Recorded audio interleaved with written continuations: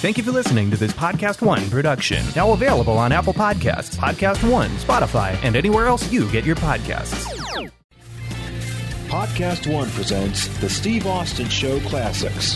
Taz is here right now. Let's talk a little bit to the Human Suplex Machine. Taz, welcome to the show, goddammit. Steve, let me tell you. Look, I know you're a long time, right? And look, you're a big star, big time guy. You won a couple of titles in your career. I know you did pretty good in the business. You're doing pretty good with this acting shindig. But I gotta tell you the truth. You gotta get your shit together with this whole friggin' podcast. You got me running around. I gotta get hard lines, ISDN lines, special headphones. This is not exactly broadcast quality, but the best I could do for you, bro. I know, and then you get that little Bluetooth ear gimmick in. If there's one thing I can't stand is a motherfucker trying to talk to me on a Bluetooth head gimmick. Now, I know if you're in motion, you got to have one so you can drive safely, but shit, brother, work with me a little bit. And I'm wondering, Taz, if this is not a deeper-rooted issue. Hey, so we're talking, you're en route or you're in a parking lot doing your thing. Where are you, bro? Are you in, like Long Island or New York? Where the fuck are you? Yeah. I'll tell you where the frig I am. We don't call it Long Island over here. We call it Strong Island. Strong Island, bro. That's where I am, okay? Before we go back into the day and talk about when you started in the business, let's talk about the here and now. You're still announcing on TNA. Yeah, yes, sir. I am having a blast. Having a good time, buddy, doing it. Yep. How's that gig going, man? You guys got a pretty good show going down there in Florida. Y'all got some pretty good talent. Are you involved with any of the storylines, or are you just calling, the matches as you see them and doing your commentary thing? I do a little bit of both, bro. I'm not part of the creative team per se, but when we have our agent meetings, I have a voice. I give an opinion about certain things, and they might bounce some stuff off me. And then at times they'll take a certain talent or two and basically take the guy under your wing type deal. So that's where I am with that. I'm kind of helping a couple of young guys out, giving some insight. It's a lot of work involved with the commentary, and you know how that works in our business with commentary. So I've been lucky and blessed to work with guys like Jim Ross and Mike Tenay, but you got to amp your game up when you're with those guys. So, man, you're sitting there and you're laying down your commentary. You got your headphones on now. Take me through, kind of the voices or instructions that are coming through the headphones that you're wearing, because I know, sometimes in WWE it could get quite hectic. So now down in TNA, who is producing you, and what kind of 411 are they kind of dropping on you? Hey, pick this up, or hey, check this out, or what actually is the process? The number one thing in TNA is a guy named Keith Mitchell, which I think you probably know Keith. Absolutely. Back in the day. Yep. Yeah. So Keith is the guy who gives us our count. So for those that don't know what a count is, it's basically our ins and outs, the breaks or bumpers, or like a graphic. Well, it might say, tonight on Spike TV, Bellator fight, fighter A versus fighter B. So that count will come from Keith Mitchell to Mike Tenay and I. But a lot of stuff, just like in WWE, if something's going to happen backstage and interrupt a match, they'll just crash. So we kind of get caught organically, so it doesn't sound staged. Yeah. It seems like this show is maybe a little less scripted than WWE. Is that just me taking it that way, or is that the case? Oh, no, bro, that's completely the case. And obviously what WWE does works for them with their success and all, but I got to say, in TNA, it's definitely a little more like it was back in the day. Right. Where, if you want a promo scripted, certain guys, like their stuff, scripted, written out, and the writers will do that for them. But most of the guys and gals, they kind of just get direction, get some bullet points, kind of like I did it back in the day with a promo, or kind of like, Stone Cold would have did it back in the day with a promo, where you just get a couple of bullet points of where they want to go and just, kick ass on a stick. That's kind of the way it's done. Yeah, I dig it. Hey, man, let's go back a couple of decades, eons, back when the dinosaurs were still roaming the earth and you were a young child growing up in Strong Island. What got you hooked on the business of pro wrestling? I needed a job. I grew up in Brooklyn, the city. So I was never like a huge fan. I would watch wrestling and, we didn't get much old school like Florida Championship Wrestling or Georgia or NWA. All we got was WWF back then. So, as a kid from New York, I was always a fan of like Bruno Sammartino and stuff like that, because that's all we ever really saw. But I wasn't like a diehard wrestling fan. I'm not going to sit here and bullshit you. I was always a fan of it, but I never was like, I want to be a pro wrestler type guy. That just wasn't my deal. I was in college, I was playing football and all this stuff, and then I just, I wasn't going to class. I was being a knucklehead, and I needed a job, and I was bouncing at a bar, and I was doing like all odds and end jobs and construction jobs, and my father was like, yeah, he's going to get a job, or you're getting thrown out of his house, so that's true. So he knew a guy that was training people to be pro wrestler, and I borrowed the money from my girlfriend back then and her brother, who's now my wife, and the rest is history. So I got trained by, a guy named Johnny Rods, Unpredictable Johnny Rods in Brooklyn. And it was the hardest thing I ever did, bro. I mean, being short as fuck, 5'8", everybody told me you're never going to make it, you're just not big enough. And the more people would tell me you're not big enough, the more pissed off I'd get. And I would say, listen, I might not be tall enough, but I'm definitely big enough. That motivated me, but that's how it started off. I wasn't a huge fan. I really needed a job, and I just thought that I was going to make $1 million right away, and as you know, that shit don't happen. So then two questions. And you borrowed the money from your future wife, and what did the school cost you? How much money? Shit, man. It was probably $2,500, which back then was a plethora of money. That was like, oh, my God, I couldn't even fathom. And I don't think I've paid them back yet, but we're working on that. Hey, so tell me about your martial arts background. When did you get into martial arts? What was it? Judo, karate? What was it? Judo, bro, judo. Started, it had to be 10, 11 years old. My dad was big into it in the military, and he always wanted, me to really get hooked into it, and I did when I was little. There was a dojo in New York City. I used to train at a little small place. So as a young kid, 10, 11, 12 years old, I really learned the proper way to do throws and chokes and stuff and submission and whatnot. And then as I evolved into like middle school and high school, I kind of got into it more. And then once I was like a sophomore in high school, I kind of morphed out of it and really started getting into playing football. So I kind of fell out of the martial arts deal. But the instruction on playing judo really, I think, helped me gravitate to the business once I was older, because the way a pro wrestler falls, bumps, is very similar to where a judo player bumps and falls. So I say judo player, for those that don't understand, judo is an Olympic sport. So it's not, you don't do judo, you play judo. So, it's that's what a lot of people don't realize, but a lot of people aren't as fucking smart as me, so that's a whole nother story. But go ahead, bro, I'm ready. Yeah, we don't have another hour for the show for that. So how long did you train with Johnny Rods before you had your debut match? 9 months. How long did you train? I was about 5 months, but it was only 1 day a week, and it was after the Saturday morning shows at the Sportatorium. So 5 months of training, but only 1 day a week, and I was training with about 25, 30 cats, and we only had one ring, so my time in the ring was very limited.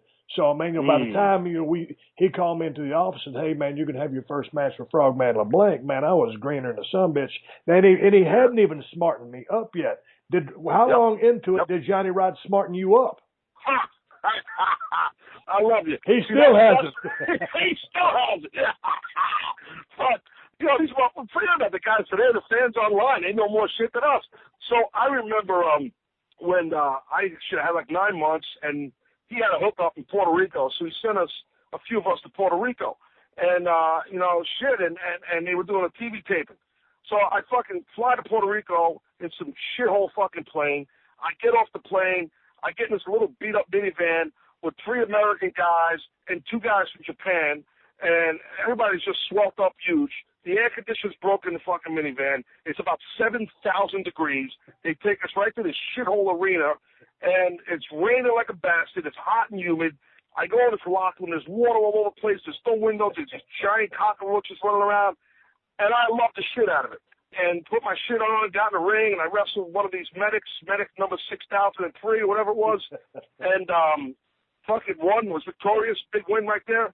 I remember that night, Steve, this is no bullshit, me and a guy named, he's passed away now, Big Dick Dudley. Remember Big Dick Dudley from ECW? All right, so he used to wrestle as Alexander the Great. So he looked like a big, jacked up, Ric Flair meets Hulk Hogan, like that's kind of what he looked like. That's how he was dressed, like a mock-up Hogan. And him and I were like the heels they were bringing into this little territory in Puerto Rico. We started getting a bunch of heat on this babyface, a couple babyfaces, I don't remember who they were. And then he said, listen, then the rest of the locker, when the babyface will run in, you guys take a powder. And we were like, all right, no problem. We walk away, and Big Dick says to me, he goes, bro, what the fuck is this powder thing? Steve, this is shoot, right? I said, I don't know. I don't know if it means to punch the guy more. I don't know. To my wrestling fans who listen to the show, take a powder means to exit the ring, leave the ring. So that's what Taz is referring to. So keep going. Well, I wish I would have known that back then. So now these guys hit the ring. The babyfaces run into the ring, and they start hitting all the bad guys. That's me and Big Dick. And all these other bad guys, they're flying out of the ring. They're doing what you just said, called powdering. And they're leaving the ring. Me and Big Dick, fuck that, bro. We're swinging down. We're fucking going toe-to-toe.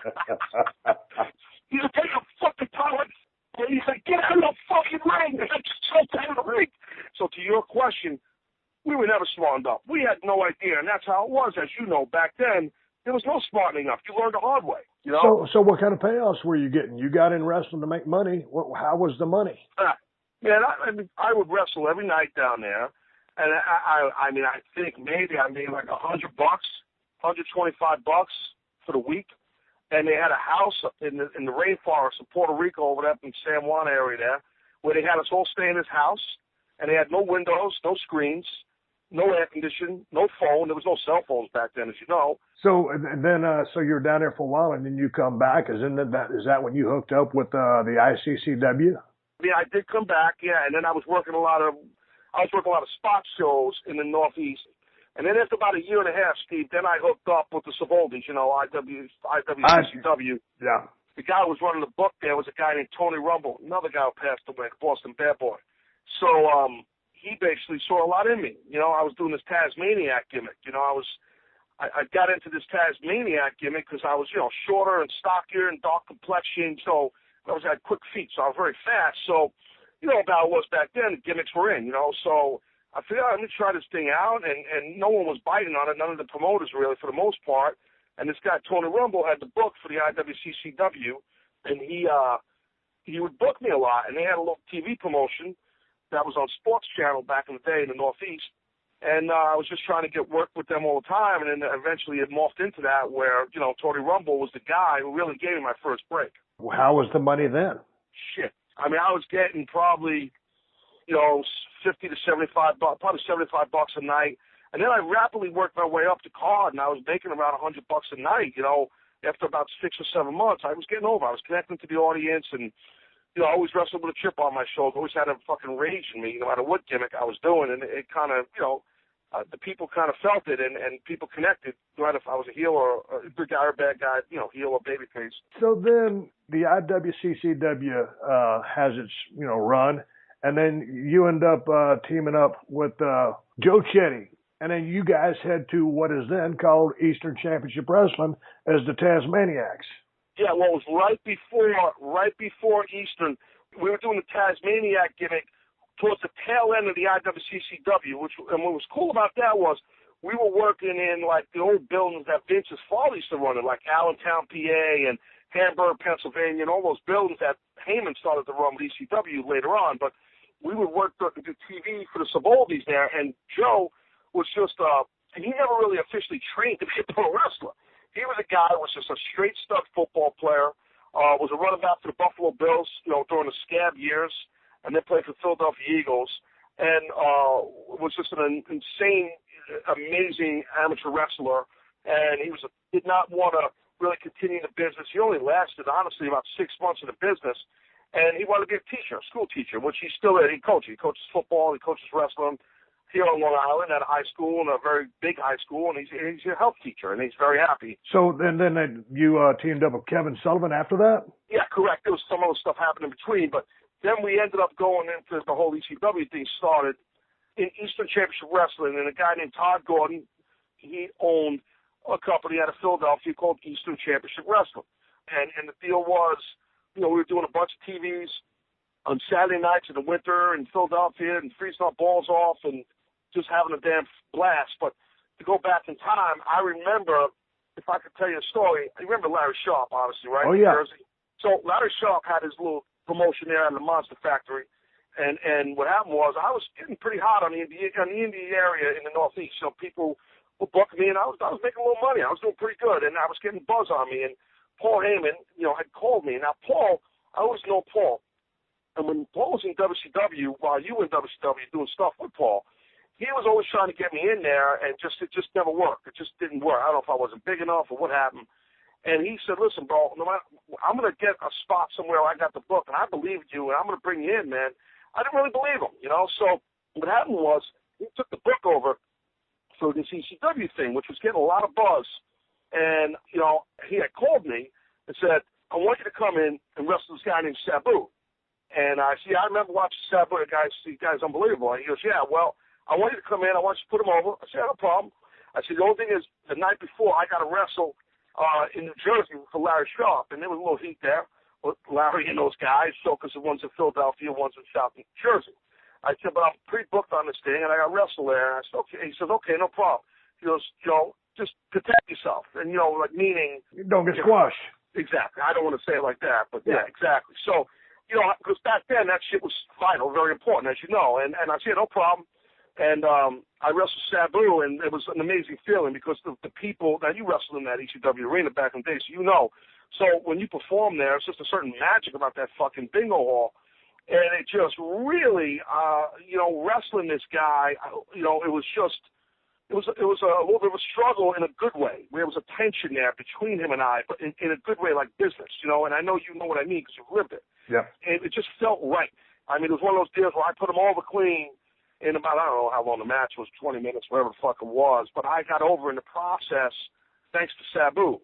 And Paul Heyman gave me that platform and Todd Gordon. And then I came through the curtain, and Paul hugged me and he said, bro, you're booked on every single show we have, every show. And the rest is history. So, you know, that was a huge moment. I'm always forever grateful to Paul and Sabu for that because I hardly knew Sabu then. So, you know, what happened was now he knew right away, Paul, that he wanted to put me with Kevin Sullivan, I guess, and I didn't know that at the time.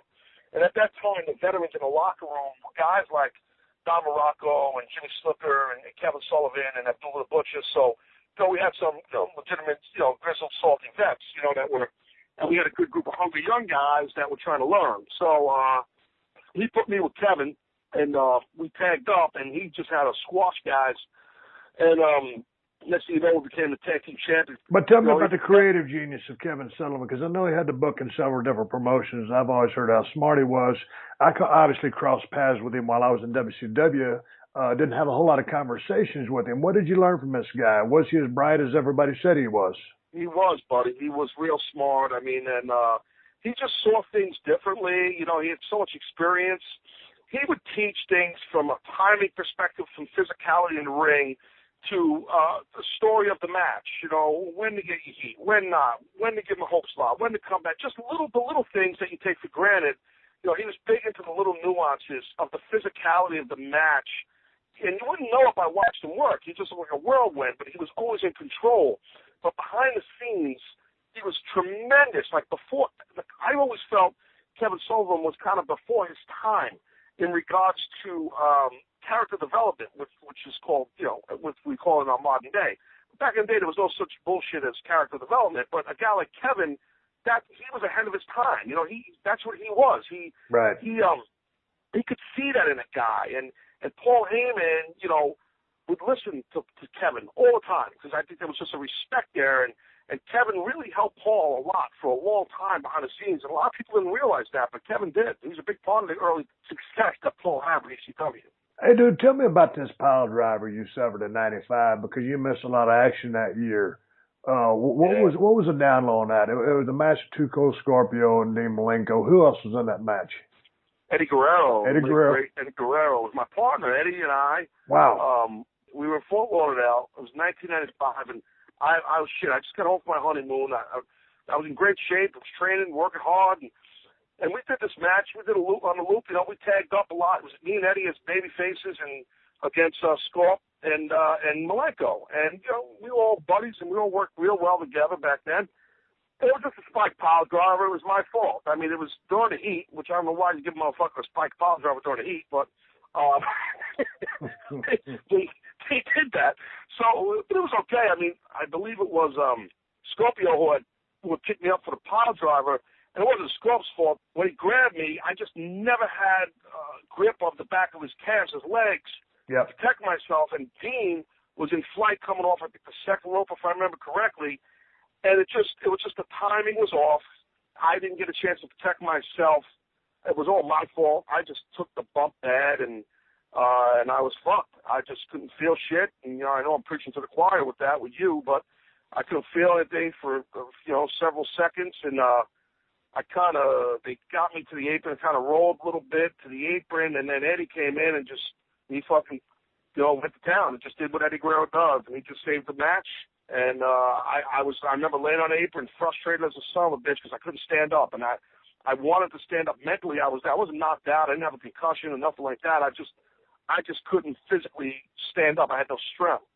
And then the match ended or whatever, and I went to the locker room. I remember Tommy Dreamer helped me, and he's like, "You got to the hospital." Like, yeah, I'm fucked. Yeah, I was able to walk now, but not briskly. And I'm sure you had the similar situation, but you just don't have your strength. And I tore a bunch of bands, which for those that don't know what that is, it's muscles in my neck. I just ripped a bunch and had a little hairline fracture and a vertebrae there, but the main thing wasn't the bone, it was the muscle. I was out 9 months because, they said if I would have completely broke the bone straight up, I probably would have healed cleaner and easier.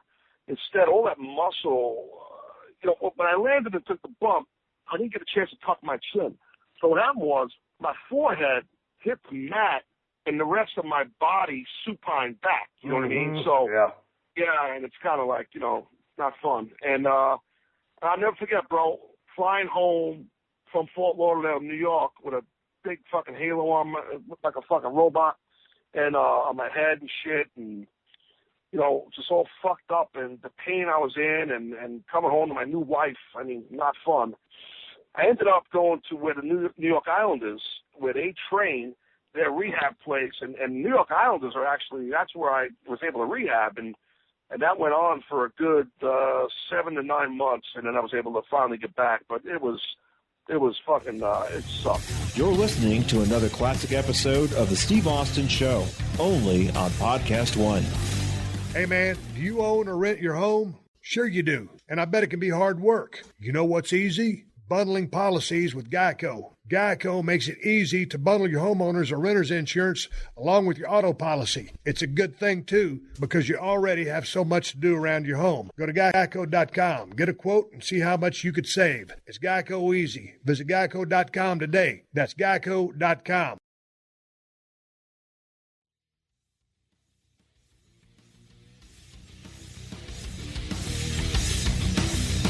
So when you go through this, you get the pile driver, you get knocked silly, you fly back to home with the halo on your head, you kind of decommission there for a period of time. You go through any depression? Yeah, of course. As soon as I got home, I was already mentally, creatively coming up with my return. Because I was bored. I was home and I was getting depressed because I couldn't train. I couldn't eat right. I had no desire to even eat. And here I got this my wife, she just got married, so she's got to deal with my fucking miserable ass, and I was just getting bitter and more bitter, and I was getting more depressed, and Paul, bless his heart, I always got paid, he paid me every week, and I just built a big chip on my shoulder, Steve, and, I remember talking to him, and probably when I was starting to rehab now after a fair forwarding about 6 months, I'm able to work out lightly, and I'm working out with the Islanders and shit like that. I was getting hotter and hotter and fucking more and more pissed off and bitter. And I said to my phone one day, I said, Paul, let me tell you something. These fucking fans in this fucking locker room, they can all kiss my fucking ass. Because not one of these son of a bitches has sent me a card, a letter, sent the office a letter. None of the boys call me. Nobody give a fuck. Nobody gives a shit. Sculpt called me when I got hurt. And so did Dean. I shouldn't say that. But I'm talking, that was back then. But nobody was fucking really, well, Paul was quiet when I went on this rant on the phone. It had to be about 2 o'clock in the morning, like on a Thursday night. And he said to me, brother, that right there is going to make you a lot of money. And I said, what are you talking about? It was that fucking rage, that promo you just cut on me, you need to bottle that. And that's what you're going to do in front of these people one day soon. But is that was that the December 19th, 1995 Holiday Hell when you came out? Yes. And you had the new look, the new wrestling style? Was that everything that you just described in the last 3 minutes was the personification and the creation of the new Taz? Pissed off, mad at the world, motherfucker. You're damn right. And that's where it came out, because it was legit, Steve. It was legit. And I think once I started rolling with that, then you came into ECW and we crossed paths, you and I. But that time was truly fucking enraged, and I hated the world, and that's when it kind of came into the whole FTW, fuck the world thing, and because that truly was my mindset. It was a lifestyle for me. I was living the gimmick, dude. I was fucking pissed. I hated everyone. And you definitely tapped into that because, man, when you walked to the ring back in the day and you started doing your work in the ring, you had, at whatever weight you were, 20, 30, 40, you had intimidation. And you can't make that up. You either have it or you don't. And so, man, that, as you described the conversation with Paul Lee and fuck these motherfuckers, no get well cards. So why were you stuck on wanting to be a babyface before you said, oh, yeah, this is who I am? You know why, Steve? When I got hurt, I was a babyface. So I just assumed I would come back. Right, that's all it was. That was the only reason. I truly, believed in, as the character developed and evolved, I truly would always try to be progressive on changing the Taz character, like the orange and black thing. I stuck with that because I wanted to be different. Back then, everybody was either wearing like red and black or like blue and black. That was the big thing. I wanted to be different. Nobody was wearing orange. Okay, I'm the orange and black. People were like, oh, you love orange. I don't give a fuck about orange. I just knew it was something that was different. It was my gimmick. And as far as making guys tap out in the ring, I'm proud to say I was. You really got started that, basically. Yeah, I was, bro. I mean, I was the first guy to do it. So were you wearing the black singlet before then, or this was the debut of the black singlet once you came up with this Taz character? Well, when I got hurt, I was wearing a black singlet, and I did have some orange going on, like black and orange, but it wasn't really pushed. It was just something different. I was wearing a singlet that had like legs on, like kind of like the Steiners used to wear, that type of singlet with like legs, like an amateur wrestling singlet. And then once I kind of morphed into the true Taz Human Suplex Machine, I got rid of the whole, legs gimmick and went with like the K&H wrestling fucking style, old school shit. You know what I mean? That's when it kind of became no legs. Because I always had good quads. I always trained a lot of my legs, always. And from a judo base. I mean, you get legs. Yeah, so check it out. Sure. How important was Joey Styles to the Taz character? Because, was it him that made up the Human Suplex Machine, or was that Paul Lee's idea? But it was Joey Styles laying it down, the Taz missions, all the submissions that you were using. How important was Joey Styles to helping define who and what you were trying to be and who you were being? Don't take this the wrong way, and I think you'll take it as a comment. He was what Jim Ross was to you. Right.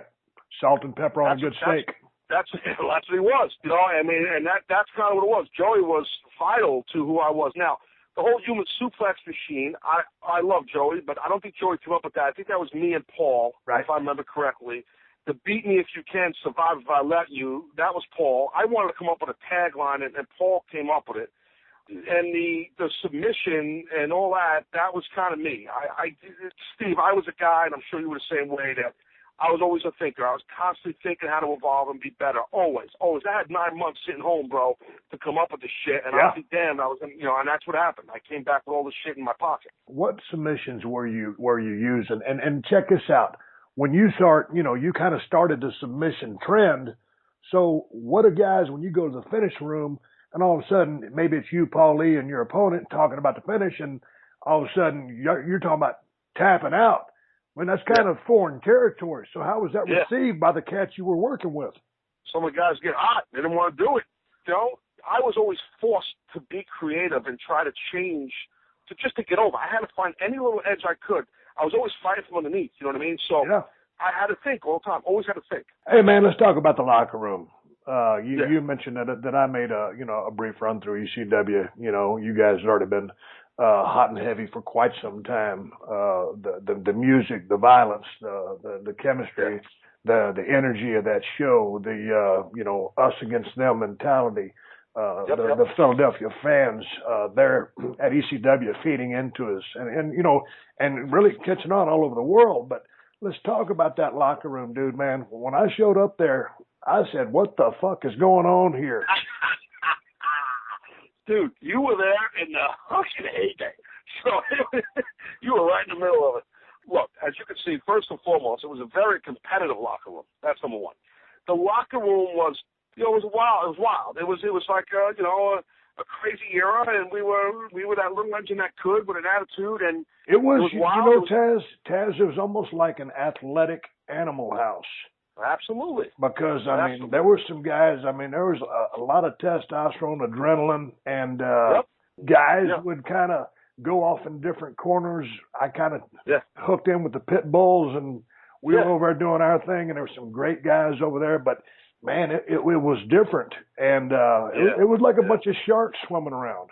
And I enjoyed that because it was a highly competitive environment, and you were allowed to compete. You were forced to compete. Sometimes, things get a little coddled these days, but that atmosphere there, it was sink or swim. But, along with, there was a lot of party type aspect to that atmosphere. And certainly, a lot of guys we keep talking about, are no longer with us. But when you started coming out with your ring music, War Machine by Kiss. Yeah. But you had the instrumental version. Who cut the instrumental version for you? A guy named Harry Slash. He was doing a lot of the music for Paul Heyman back then. But quick funny story, I didn't really want that music at first. That was actually Shane Douglas's idea. I got to give Shane credit on that because Joey Styles wanted me to use this. It was like a hip-hop guy. Well, back then it was like a rap guy. I can't remember the guy's name, but the song was called Time for Some Action. And I'm not a big hip-hop guy. I'm more of a old-school rock guy. And I had to listen to a lot of different songs. And I remember, what's his name? Shane Douglas was a huge Kiss fan. And he's like, dude, this is what you got to use. You got to use a Kiss song. And it was his idea to use War Machine. And anyway, that's what I used. And then, oh man, see, I was a big Kiss fan. I even considered using War Machine as one of the beginning songs to one of my podcasts. But yeah, so I was big into that. When I started going back and doing my research, I said, oh shit, man, Taz has done War Machine. I didn't know it was Shane Douglas's idea. Hey, there's a lot of great promos being cut back in that day. And, I remember going down there and watching all the guys, and, Raven, Cactus, Sandman. Shane Douglas was cutting some heavy-duty promos. You cut some heavy-duty promos. You cut some heavy-duty promos in the ring, which were straight up explicit rated. What was it like to be able to have that creative leeway, man? Oh, it was awesome, bro. It was, as a performer, it's the greatest thing in the world. I mean, it's, there's no handcuffs, man. There's no handcuffs. And if you're an entertainer and you're real, you're going to it's going to bleed out of you every night, brother. And that's what happened. And Paul Heyman, he let it bleed out every fucking night. So you ended up, you get the call, you finally get up to WWE. So once you get to WWE, your thoughts on the promotion or how they brought you in? The way they brought me in, I couldn't ask for anything more. I mean, coming in wrestling Kurt Angle in my hometown at Madison Square Garden was awesome. So what ultimately led to you deciding to hang up the tights? Was it your stack of dimes? Was it the neck that forced your retirement? Yeah. Look, to be honest, there was a lot of people when I was getting ready to come in that, let's be honest, you and I had a lot of similarities in our characters, agreed? Yep. Okay, so I think a lot of people, saw that in me, just not the right people. So I think a lot of fans would have loved to see a Taz that was pushed to the moon for 6 to 8 months go against a Steve Austin. That's Steve Austin, Stone Cold versus Taz, really done right back in the day would have been pretty fucking sweet. It never happened. I'm not saying that was the reason, but that type of thing where it was my neck and numbness in my arm, and creatively I knew that I was always going to be mid-card to upper mid-card, never higher. And I just, I figured, why am I killing my body here? My body hurts. I can't feel my hand a lot of times. And then I did an angle with JR, and Jerry Lawler got involved the angle. And one of the segments on SmackDown or Raw, whatever it was, I did commentary for like a segment, and they kept me out there for more than one segment. And I was just being a douche, being a dickhead on commentary. And I guess Vince and Kevin Dunn liked it. And then, they said to me, we want to have you, work at this. And then they, out of nowhere, they flew me to England to call a live pay-per-view with JR because, King couldn't make it. And I'm like, what? I can't do this. Like, no, JR, I'll help you. No, I'm like, holy shit. And they grew me, and they told me how to be a commentator, and it just kind of evolved, and that's basically what happened. And I got the bug. Initially, I didn't want to be a commentator, But then I realized I have a longer life in my career, make a living, and that's basically what happened, the long and short of it. I mean, that's what happened. So now, with going back and forth to Florida, you're living up there in the Northeast. Man, what do you do for fun these days? I mean, what are your hobbies? You a big football fan or what? Yeah, bro, I'm a big football fan, college football fan. It's tough being a pro football fan. Being a fucking Jet fan is brutal. So, I live vicariously through the Seattle Seahawks, basically.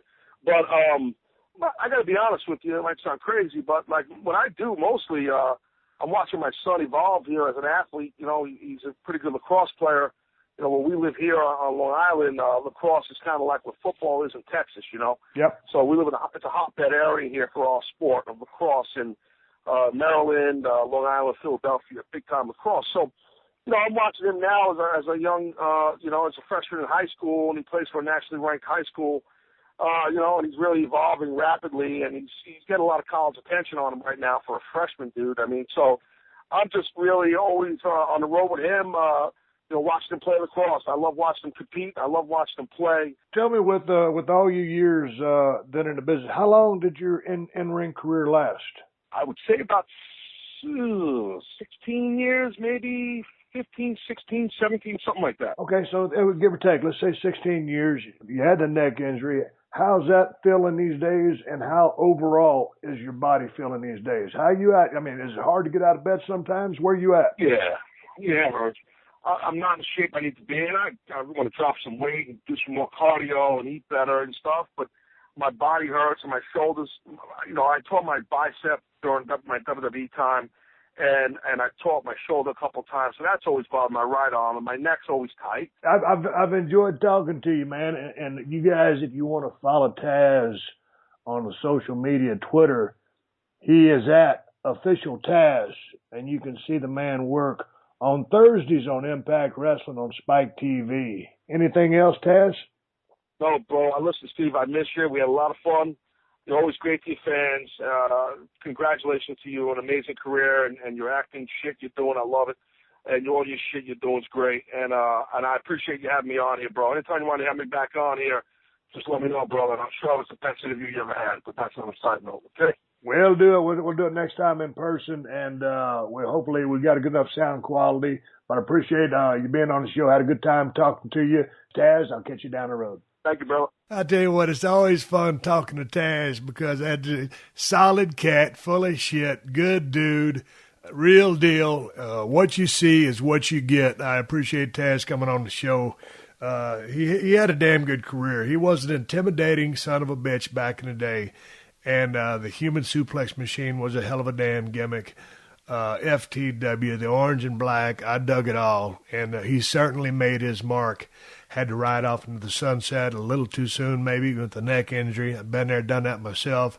But, when you get to cut your teeth and get Jim Ross to help you out one-on-one and teach you the game of broadcasting, and then also to go to TNA to work with Mike Tenay, who he has such great chemistry with. I wish him all the luck in the world, safe travels. He's always been a good square cat with me, and it would have been a great match to see Taz at his hottest with Stone Cold, heated up like I was. It never did. I think I ended up having to give him a beat down one time in the ring, but that was booking. But I would have loved to work with Taz on a straight-up program. But it just never was in the cards like that. But nonetheless, a good cat and a guy that I enjoy talking with anytime I see him. Hey, I want to say thanks to PodcastOne for giving my Amazon banner a little bit of love on their homepage. They're helping a brother out this month by putting my Amazon link right on their homepage. Every time you click to Amazon through my banner, Amazon gives me a few bucks to keep the show going for you for free. Just go to PodcastOne.com and you'll see my Amazon link at the bottom of their page. It's the easiest way to support the show. Or you can take the quick route. Go to SteveAustinShow.com, click on that Amazon banner. They're still going to kick back some bucks. And speaking of bucks, before I climb back into a deer stand here this evening and see if I can shoot a couple of bucks, I thought I'd answer another question or two that you guys sent in to questions@steveaustonshow.com. And hey, with that being said, with me mentioning that email address, questions@steveaustonshow.com, please send me questions, suggestions for the show, comments, feedback, anything. If you got something to kick in to help me make this show better than it is, I'm down with it. I'm always open to listening to a good idea. I'm doing this show for the working man because I believe every single man and woman has got to go out there and earn their keep. So I do this show for you. I know a lot of you cats listen to the show on your way to work, while you're at work, doing whatever you do. So if you can help me make it better, let me know. Here's a question. Hey, Steve, you ever consider bringing the Steve Austin Show on the road? Sure, you could have a lot of fun in front of a live audience. That's from old Richie. Well, I'll tell you what. I am going to take the Steve Austin Show on the road, and it's going to be sometime in 2014. I've got a couple of obligations that I'm looking to get out of the way. I am currently trying to clear every single thing that I've committed to off of my plate so I can get on with doing more of the podcast stuff, more in the reality stuff, and I've just got a green light on my new reality show with CMT. And I don't know if CMT's announced that yet, but it is going to be a bust-ass show for regular, hardcore athletes to come to the Broken Skull Ranch, the toughest ranch in Texas. Hell, piss on that, the toughest ranch in the world.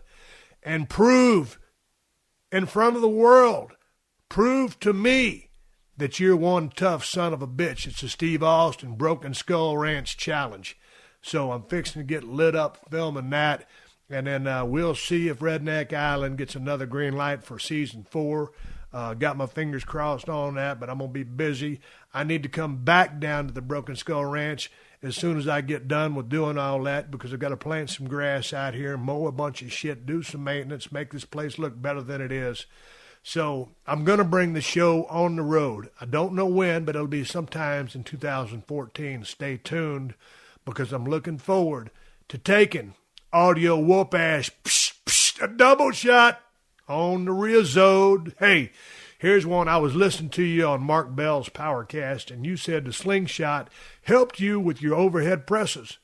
I went to a workshop with Mark Bell and picked one up. Love it, but can't figure out how you use it for an overhead press. Thanks. Hey, man, I didn't get the name on that one. Really, there's 2 or 3 different slingshots. I use the light-duty slingshot. I pull it on, up there past my elbows to my upper arms.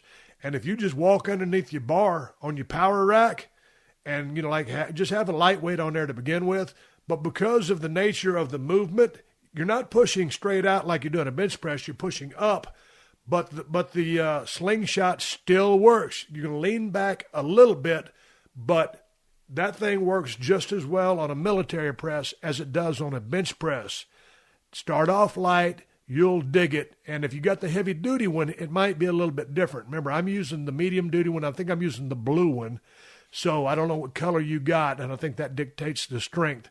But that is how I use the slingshot on an overhead press, and it damn sure works. It will add weight, add reps to your workout. Hey, man, let me see here. Got one here. Hey, Steve, Will from Massachusetts, big fan here. My question is, what do you do with all your merchandise, clothes, hats, etc. over the year? Like, storage locker or keep it in your house or neither? Keep up the good work. Hell yeah, from old Richie. No, Richie asked the other question. Now, you know what I do, back in the day, all the T-shirts I had, I kept up with those sumbitches for many years. And, finally I just had to start thinning them out. I started signing them, sending them to people, giving them away. There's just, I don't wear my own shirts too much out in public because it looks like I'm trying to be stone cold or trying to show out or something like that. So I try to keep it on the down low. But I've had so much stuff, just through the business that I'm in entertainment, my swag, other guys' swag. I wear other people's stuff all the time. Sorry ass CM Punk won't send me one of his shirts. I guess he's too cheap. I wear that sumbitch to the grocery store. But I don't wear my own shit too much. I wear my Broken Skull Ranch stuff, and I'm in the process of coming out with some more Broken Skull Ranch stuff, but the goddamn artist that I've been using just way too fucking slow. So it is what it is. But, I give most of that stuff away. And I got a few mementos here and there at the ranch, but it ain't like it's it's a shrine out here. It's kind of where I come to do my thing and keep it on the down low. And, shit, I don't make a big deal out of the run I had. I had a good time doing it, and it is what it is. And you know what? With that being said, I think I'm going to take my ass in my Bronco. And, damn near everything I got's broke down, but I do have one Bronco left. I'm going to take a lap around the Broken Skull Ranch. I'm going to take a breath of fresh air. I'm going to chill out, take Hershey the Wonder Dog with me, get ready to climb into a deer stand this evening and just kind of relax and kick back. And I think, what day of the week is it? Today's Wednesday. Y'all will be listening to the show tomorrow on Thursday. I'm going to get me a Sierra Nevada Torpedo Extra IPA, put about 3 of them in my cooler, just kind of ride down the road and do my thing and just relax and unwind my brain. Hell, I woke up yesterday in a badass mood. You ever wake up, you're in one of those moods where you're just mad at a motherfucker and you ain't even seen nobody to piss you off. You're just kind of mad. And so I had one of them days yesterday, and finally I told myself, I said, hey, dude, I said, you need to straighten the fuck up, man. I just woke up on the wrong side of bed or something, so I got that shit out of my system. I'm happier than a motherfucker right now. I'm doing what I love to do. I'm down here at the ranch. I hope this show is catching you in a good place. If you're in a bad mood like I was yesterday, or you've been in a bad mood, hey, man, pick your chin up. Life goes on. We all go through our rough spots, and if you're in a rough spot right now, I wish you all the best in the world. I do this show for the working man. Before I sign off, I want to send out a shout-out to the United States Armed Forces. Our troops are the greatest forces. Our troops are the greatest troops in all the world, and they, allow me to sit here on my ranch and do my thing and offer me the freedom to do that. So shout-out to the working men, the working women of the United States Armed Forces, the people that protect our freedoms and our rights. I love you guys and gals. Hey, until next time, my name is Steve Austin. I'm coming to you from the Broken Skull Ranch, and I'll catch your ass down the road. Thank you for joining us for another classic episode of The Steve Austin Show. Please leave a rating and review on Apple Podcasts and tell your friends. For more Steve Austin Show, go to PodcastOne.com. That's PodcastOne.com.